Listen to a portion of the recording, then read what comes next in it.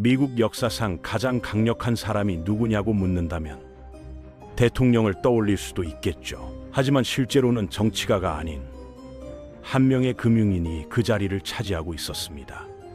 한 번의 결정으로 거대 기업들을 살리거나 망하게 만들었고 나라 전체의 경제가 그의 판단에 달려있던 인물이었죠. 바로 J.P. 모건, 그 사람의 이야기를 시작해 보겠습니다. 1837년 코네티컷주에서 태어난 존 피어폰트 모건은 처음부터 부유한 환경에서 자랐습니다. 아버지 주니어 스펜서 모건은 이미 성공한 금융업자였습니다. 그는 아들이 자신과 같은 길을 걸으며 금융업계의 거물이 되기를 원했죠. 그래서 당시 돈이 살 수 있는 최고의 교육을 받도록 아낌없이 투자했습니다. 하지만 부유한 집안에서 태어났다고 해서 모든 것이 순탄했던 건 아니었어요. 어린 시절의 존은 끊임없이 각종 질병에 시달려야 했습니다. 심한 기침과 두통, 발작과 홍역까지 온갖 질병이 어린 존을 괴롭혔죠. 건강이 너무 좋지 않아서 또래 아이들과 밖에서 뛰어놀 수가 없었어요. 대신 집안에서 책을 읽거나 아버지의 재정 관련 자료들을 살펴보며 시간을 보냈습니다. 이런 경험이 나중에 그의 금융 감각을 기르는데 도움이 되었을 것입니다. 어느 날은 류머티즘 열병으로 거의 움직일 수도 없게 되었는데 아버지의 해결책은 놀랍게도 존을 혼자서 대서양의 한 섬으로 보내는 것이었어요. 아버지는 바닷바람과 온화한 기후가 아들의 건강 회복에 도움이 될 거라고 굳게 믿었습니다. 그래서 존은 가족과 떨어져 거의 1년 가까이 그 섬에서 혼자 지냈죠. 다행히 건강이 어느 정도 회복된 후 그는 1857년까지 보스턴, 스위스, 독일에서 교육을 이어갔어요. 각국의 최고 교육기관에서 폭넓은 지식을 쌓았습니다. 19세가 되었을 때 드디어 본격적인 사회생활과 금융업계에서의 일을 시작할 준비가 되었습니다. 아버지의 인맥이 큰 도움이 되었어요. 아버지는 런던에 있는 조지 피바디 앤드 컴퍼니라는 유명한 상업은행에서 파트너로 일하고 있었습니다. 그 덕분에 존은 쉽게 취업할 수 있었어요. 그는 피바디 회사의 뉴욕 지사에서 첫 직장 생활을 시작하게 되었습니다. 주요 업무는 당시 신흥시장이던 미국의 복잡한 재정 상황을 분석하는 것이었어요. 또한 급변하는 정치적 동향을 면밀히 관찰하고 분석해서 런던에 있는 아버지 회사에 정확한 보고서를 작성하는 것이 그의 임무였죠. 그런데 어린 시절부터 아버지는 아들이 너무 성급하고 충동적이라는 걱정을 계속하고 있었습니다. 신중함보다는 직관에 의존하는 경향이 있었거든요.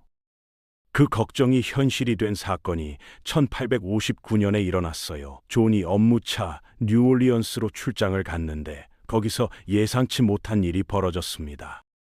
항구에 구매자 없이 방치된 브라질산 커피 화물 전체를 회사 승인 없이 회사 돈으로 사버린 겁니다. 겉보기에는 무모한 도박처럼 보였죠. 다행히 존의 예측이 맞아떨어져서 그 커피를 팔아 상당한 이익을 남겼지만 은행 고위층들은 이런 식의 위험한 독단적 결정을 용납할 수 없었어요. 결국 1861년 24세의 존은 기존 회사의 보수적인 분위기에 답답함을 느끼며 독립하기로 결심했습니다. 자신만의 사업을 시작하고 싶었거든요. 바로 그 해에 존은 인생의 첫 번째 큰 사랑인 아멜리아 스터지스와 운명적인 만남을 가진 후 결혼했습니다. 허약하지만 아름다운 젊은 여성이었던 아멜리아와 함께 있을 때 잠깐 동안 존은 살아온 날 중 가장 행복하고 평화로운 시간을 보냈어요. 그런데 신혼생활을 즐기던 중 아멜리아가 계속 기침을 하더니 당시 불치병이던 결핵 진단을 받게 되었습니다. 존에게는 청천벽력 같은 소식이었어요. 존은 새로운 기후가 아내의 건강에 도움이 될지도 모른다는 희망으로 지중해로 장기 신혼여행을 떠났죠. 하지만 아무 소용이 없었습니다. 아내는 결혼한 지 불과 4개월 만에 존의 품에서 세상을 떠났어요. 24세에 호라비가 된 존은 깊은 절망과 슬픔에 빠졌습니다. 평생에 걸쳐 이 비극적인 상실에서 완전히 회복되지 못했다고 해요. 아내를 잃은 직후 존은 그 어느 때보다 일에 매달렸죠. 마침 미국도 건국 이래 가장 큰 위기를 겪고 있었는데 바로 남북 전쟁이 시작된 것입니다. 전 국토가 두 진영으로 나뉘어 싸우고 있었어요. 1863년 징병법에 따라 존도 전쟁에 나가야 했지만 $300라는 상당한 금액을 지불해서 병역을 면제받고 대신 다른 사람을 보냈어요. 존이 직접 전장에 나가지는 않았지만 전쟁이라는 특수 상황을 통해 엄청난 수익을 올렸습니다. 전시 경제의 특성을 정확히 파악했던 거죠. 가장 유명하고 논란이 된 사례가 바로 정부로부터 5,000정의 중고 카빈 소총을 구매하는데 자금을 지원한 일이에요. 이 소총들은 너무 오래되어 사용하기 어렵다고 판단되어 헐값에 정부가 처분하려던 물건이었습니다. 하지만 존과 동료들은 기회를 봤어요. 그들은 이를 구매한 후 약간의 수리를 거쳐 거의 즉시 같은 정부의 $22에 산 소총을 $600 이상의 가격으로 다시 판매했죠. 전쟁 특수로 큰 돈을 번 존이지만 이런 폭리 행위는 대중들에게 좋지 않은 인상을 남겼습니다. 하지만 그것은 그가 마주하게 될 더 큰 논란에 비하면 작은 일이었어요. 1871년에 존은 국가의 주요 금융인 중 한 명인 앤소니 드렉셀과 손을 잡을 중요한 기회를 얻었습니다. 이는 그의 인생을 바꾼 전환점이었어요. 함께 드렉셀 모건이라는 사설 상업은행을 설립했고 나중에 이름을 간단히 JP 모건 앤드 컴퍼니로 바꾸었죠. 오늘날 우리가 알고 있는 JP 모건 체이스의 전신이 된 것입니다. 경력 초기에 존은 주로 부유한 투자자와 유망한 사업가들을 연결해주는 중개인 역할을 했어요. 하지만 개인 재산과 명성이 커질수록 상황이 달라졌습니다. 이런 대규모 프로젝트들을 직접 자금 지원할 수 있게 되었거든요. 그가 눈여겨본 첫 번째 주요 투자처는 바로 미국의 철도 시스템이었죠. 당시 대부분의 다른 거대 산업들은 한 명의 거물이 독점하고 있었어요. 카네기가 철강을, 록펠러가 석유를 완전히 지배했습니다. 그런데 철도만큼은 실제로 독점이 아니었어요. 비슷한 노선을 운행하는 경쟁 업체들이 너무 많아서 과도한 경쟁으로 서로의 목을 조르고 있었습니다. 고객을 끌어오려고 서로 가격을 깎아내리는 일이 빈번했고 이로 인해 업계 전체의 수익성이 떨어지고 있었어요. 대부분의 사람들이 문제만 봤지만 존은 달랐습니다. 그 안에서 거대한 기회를 발견했어요. 해답은 경쟁이 아니라 철도들을 하나로 통합하는 것이라고 생각했죠. 사업 규모가 클수록 더 많은 이익을 낼 수 있다는 것을 알았거든요. 존은 항상 여러 개의 작은 회사들을 하나의 통합된 거대 기업으로 만드는 것을 목표로 했습니다. 서로 경쟁해서 가격을 낮추는 대신 독점을 통해 원하는 가격을 설정하려 했죠. 존은 여러 철도 회사에 막대한 투자를 하고 이들을 단계적으로 통합하기 시작했어요. 재정 상태가 어려운 철도 회사들을 헐값에 인수하는 것부터 시작했습니다. 그 다음 경영과 운영 효율성을 대폭 개선하고 작은 회사들을 하나의 지배적인 기업으로 만들어 나머지 경쟁 업체들을 압도할 수 있었습니다. 존은 이런 전략을 너무나 효과적으로 사용해서 모건화라는 전문 용어가 생겨날 정도였어요. 산업계에서 그의 영향력을 표현하는 대명사가 되었죠. 그런데 존이 다른 사업가들과 확실히 다른 점이 하나 있었습니다. 바로 그가 인수한 회사들의 기업 경영에 매우 적극적으로 참여했다는 점이에요. 단순히 주식을 사고 앉아서 배당금만 받아가는 소극적 투자에 만족하지 않았습니다. 그는 완전한 통제권을 갈망하는 사람이었거든요. 이사회에서의 영향력 있는 지위를 이용해 회사를 직접 지휘했어요. 철도 회사의 리더십을 자신의 취향과 경영 철학에 맞게 완전히 바꾸었습니다. 그리고 자신이 선두에 서는 독점 기업으로 통합했죠. 물론 철도 회사들이 그에게 도움을 요청했을 때도 완전한 통제권을 주지 않으면 과감히 거절했어요. 이런 강경한 방식은 존에게 원하는 권력을 안겨주었을 뿐만 아니라 더 안정적인 산업 생태계를 만들어냈고, 이는 더 많은 투자를 끌어들였습니다. 특히 유럽에서 자금이 미국 철도 회사로 대거 흘러들어왔고, 존 덕분에 더욱 통합되고 안정된 것처럼 보였기 때문에 투자자들의 신뢰를 얻었죠. 존은 계속해서 더 많은 철도 노선을 인수했고, 끊임없이 이전 성과를 뛰어넘으려 했습니다. 그의 야심은 끝이 없어 보였어요. 예를 들어 그는 미국에서 가장 저명한 철도 회사 중 하나인 뉴욕 센트럴 철도에서 윌리엄 밴더빌트로부터 무려 25만 주의 주식을 대량 매입했어요. 다음 해에는 미국 역사상 가장 큰 철도 채권 거래를 성사시켜 4천만 달러 상당의 채권 판매를 보증했습니다. 당시로서는 상상하기 어려운 거대한 금액이었죠. 얼마 지나지 않아 존은 미국 철도 시스템의 3분의 1을 소유하게 되었어요. 당시 미국 주식시장 시가총액의 60%가 철도 회사로 구성되어 있던 시기였습니다. 즉, 존은 더 이상 단순한 부유한 금융인이 아니었죠. 말 그대로 철도 제국을 건설하고 있었고, 산업 전체의 재편과 합병에 깊숙이 관여하고 있었어요. 이 모든 것이 그의 권력과 부를 기하급수적으로 키웠고, 산업계 거물로서의 명성도 전국적으로 커졌습니다. 하지만 명성과 함께 문제도 생겼어요. 그런데 명성과 함께 그의 위협적인 외모도 더욱 두드러지게 되었어요. 존은 주사코라는 피부질환을 앓고 있었는데, 이것이 그의 인상을 매우 강렬하게 만들었습니다. 코의 혈관에 염증이 생기고 터지면서 코가 매우 빨갛고 기형적으로 변했거든요. 코가 훨씬 커지고 여드름 같은 돌기들이 생겨서 상당히 눈에 띄었습니다. 존은 실제로 자신의 외모를 매우 의식했어요. 손자의 증언에 따르면 존이 초상화를 그릴 때마다 항상 화를 냈다고 해요. 화가들에게 코를 더 정상적으로 보이게 그려달라고 요구했지만 실제 모습과 너무 달라 보이면 또 다른 이유로 불만을 표했거든요.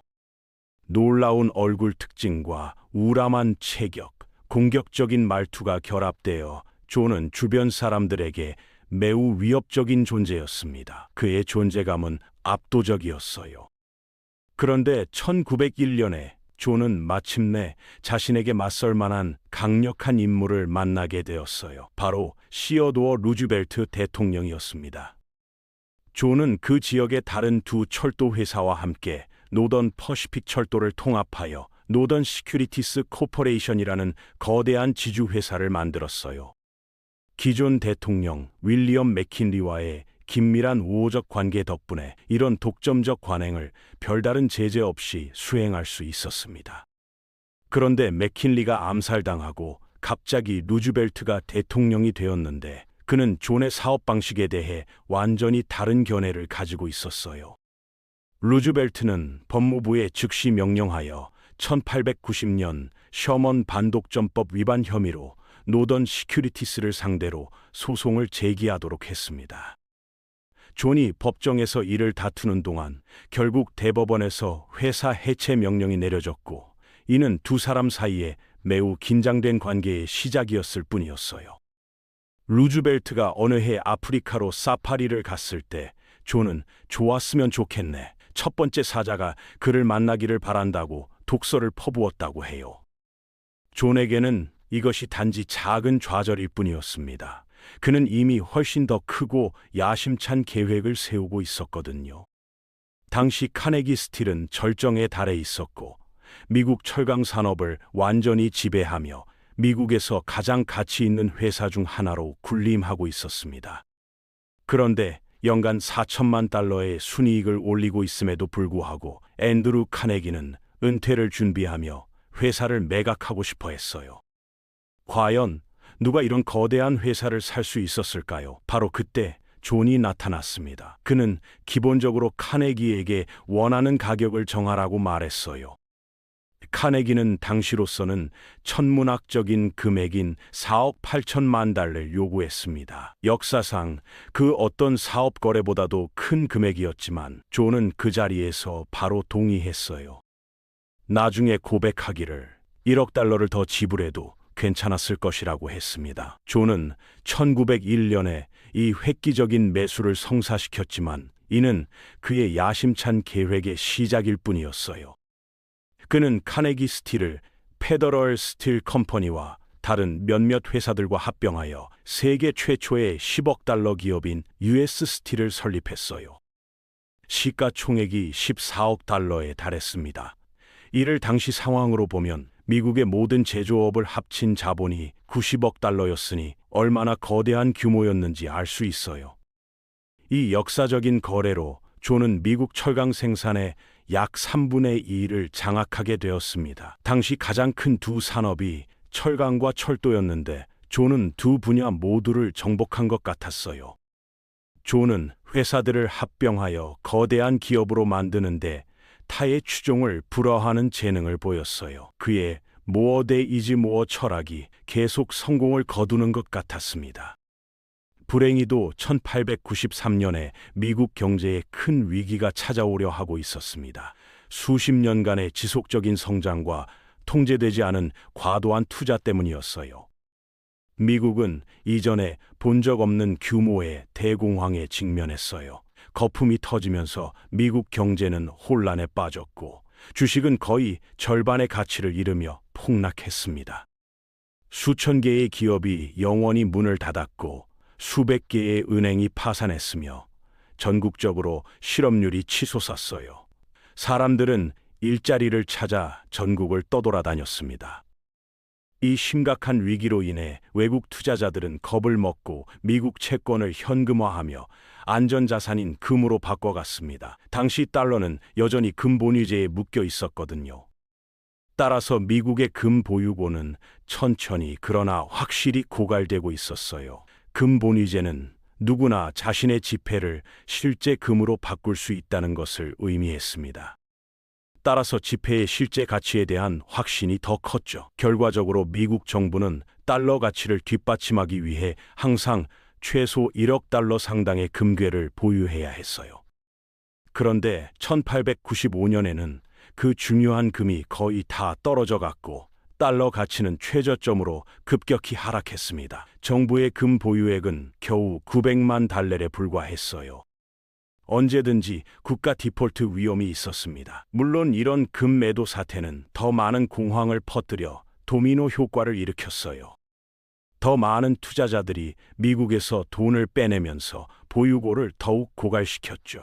당시 미국은 경제를 구제할 중앙은행이 없었고 상황은 극도로 절망적이었어요. 클리블랜드 대통령은 이것이 미국 역사의 방향을 영원히 바꿀 중요한 갈림길이라는 것을 알았습니다. 단순히 미국 국민들에게 더 많은 채권을 판매하는 전통적인 방법으로는 불가능했어요. 충분히 빨리 효과를 볼 수 없었거든요. 존은 이것이 과감하고 즉각적인 조치를 필요로 하는 때라는 것을 깨달았습니다. 그래서 직접 워싱턴으로 가서 대통령을 만나 미국을 경제적 재앙에서 구출하기 위한 담대한 계획을 제시했어요. 이는 전례 없는 민관 협력이었습니다. 존의 대담한 계획은 미국에서 가장 저명한 은행가들로 구성된 민간 신디케이트를 조직하여 외국 투자자들과 협력해 미국의 금 보유고를 늘리는 것이었습니다. 그의 신디케이트는 남북 전쟁 당시의 법률에 따라 350만 온스의 금을 사용해 30년 만기 금 채권 6,500만 달러어치를 매입하겠다고 제안했어요.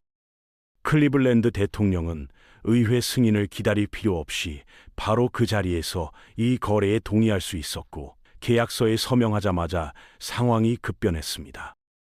존은 뉴욕에 있는 부하들에게 즉시 전보를 보내 행동하라고 지시했어요. 단 22분 만에 그들은 모든 금 채권을 매입했습니다. 존의 단호한 행동은 불안정한 금융시장에 즉각적인 진정 효과를 가져왔고 경제에 대한 신뢰를 회복시켰습니다. 존은 거의 혼자 힘으로 미국을 완전한 파산에서 구해냈어요. 물론 그는 영리한 사업가였기 때문에 자신이 매입한 금채권에 대해 관대한 이자율을 확보하여 이 애국적 사업에서도 상당한 이익을 냈습니다. 존이 위기를 모면하고 정부를 구제하는 데 도움을 주었지만 동시에 우려의 목소리도 제기되었어요. 이는 한 명의 은행가가 미국 경제 전체에 미치는 엄청난 영향력을 보여주었거든요. 일부 사람들은 그의 동기가 정말 순수한 애국심에서 나온 것인지 아니면 자신의 주머니를 채우기 위한 기회주의적인 것인지 의문을 제기했습니다. 대형 은행과 정부 간의 밀접한 관계는 민주당의 뜨거운 화두가 되었지만 존과 그의 은행가 친구들은 선거에서 승리한 공화당 후보에게 많은 기부금을 제공했어요.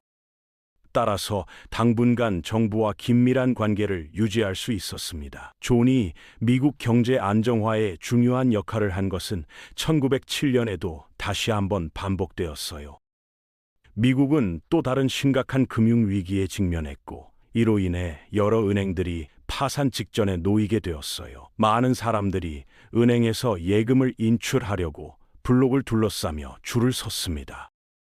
정부는 은행 직원들에게 의도적으로 돈을 더 천천히 세어주라고 지시해야 했다고 해요. 모든 사람이 동시에 돈을 인출하면 재앙이 될 수 있었기 때문이죠. 당시 루즈벨트가 대통령이었고 우리가 이미 알고 있듯이 그는 대부분의 문제에서 존과 정치적 견해가 맞지 않았습니다.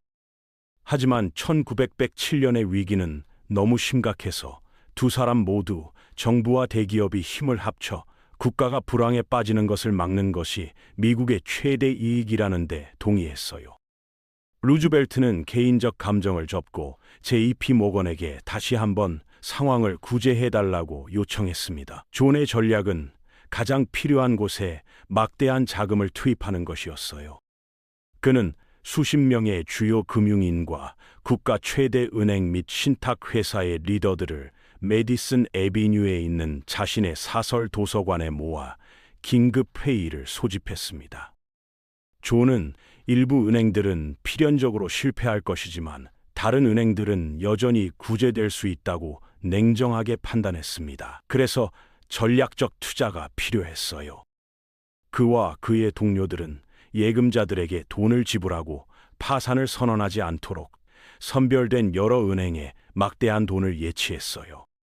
자신의 구체적인 계획을 발표한 후 존은 은행가들이 서로 협상하는 동안 도서관 문을 잠갔습니다. 말 그대로 그들을 가두어 아침까지 해결책에 동의할 때까지 나갈 수 없게 했죠. 결국 모두가 존의 치밀한 계획에 동의했고 루즈벨트의 공식 승인으로 미국 재무부도 대통령이 존의 뛰어난 사업 감각에 대해 갖고 있던 신뢰 수준을 보여주는 2,500만 달러를 기부했어요. 존은 당시 70세의 고령이었고 심한 감기에 걸려 끊임없이 기침과 재채기를 하면서도 불굴의 의지로 미국 경제를 구해냈습니다. 그의 계획은 결국 대성공을 거두어 많은 자본이 경제에 다시 투입되었고 미국 은행 시스템에 대한 대중의 신뢰가 완전히 회복되었어요. 존의 뛰어난 수완과 기민한 거래 덕분에 또 다른 경제적 재앙을 피할 수 있었습니다. 하지만 그가 다시 한번 잠시 영웅으로 추앙받았지만 문제가 있었어요. 사람들은 자신들이 한 사람에게 얼마나 위험할 정도로 의존해왔는지 거의 즉시 깨닫기 시작했어요. 이제 시스템 차원의 변화가 절실히 필요했습니다. 존은 점점 더 많은 정치적 감시와 대중의 비판에 직면했어요. 견제와 균형 없이 자유롭게 사업을 수행할 수 있던 강도 남작의 시대가 끝나가고 있었습니다. 미국 대중이 소수의 사업가가 너무 많은 권력과 영향력을 행사하는 것에 대해 점점 더 조심스러워하면서 천천히 시대가 변하고 있었어요. 존은 월가의 머니 트러스트의 진정한 영향력과 미국 경제에서의 실제 역할을 조사하려는 퓨조 위원회에서 증언하도록 소환되었어요. 존은 퓨조 위원회가 열리는 동안 여론의 최전선에 서 있었습니다. 엄청난 재정적 성공에도 불구하고 월가 권력의 상징적 얼굴이 된 존의 정신 상태는 악화되고 있었어요. 여러 차례 신경쇠약을 겪으며 언론의 지속적인 부정적 묘사와 정치적 공격에 대처하기 위해 고군분투했습니다. 스트레스가 극에 달했어요. 아이러니하게도 그는 실제로 타이타닉의 처녀 항해에 탑승할 예정이었지만 건강 문제로 마지막 순간에 여행을 취소했습니다. 운명의 장난이었죠. 그 사이 퓰조위원회의 조사 결과는 연방준비은행 설립의 길을 닦았어요. 소수의 부유하고 강력한 개인에게만 의존해서는 경제 위기를 근본적으로 해결할 수 없다는 것이 분명해졌기 때문이죠. 하지만 존은 이 역사적인 조사의 최종 결과와 금융 시스템의 변화를 결코 보지 못했습니다. 한 달 후인 1913년 3월 31일 75세의 금융 거인이 로마에서 휴가를 보내던 중 조용히 사망했기 때문이에요. 존의 아들 잭 모건이 사업을 이어받아 아버지의 뜻에 따라 확장을 계속했고, 오늘날에도 은행이 너무 강력하다는 우려가 여전히 제기되고 있습니다. 수년에 걸친 수많은 인수와 합병을 거쳤는데 존 자신도 이런 발전을 보면 자랑스러워했을 것 같아요. 가장 주목할 만한 것은 2000년 체이스 은행과의 역사적 합병이었습니다. 이로 인해 JP모건 체이스가 탄생했어요. 현재 자산 규모는 약 3조 달러로 추산되며 은행업계에서 200년간의 지속적인 통합을 거쳐 설립된 거대 금융기관입니다. JP모건 체이스는 시가총액 기준으로 세계 최대 은행이 되었습니다. 존 피어폰트 모건에 대한 역사적 평가와 개인적 의견은 엇갈릴 수 있지만 그의 유산이 여전히 살아있다는 데는 의심의 여지가 없어요.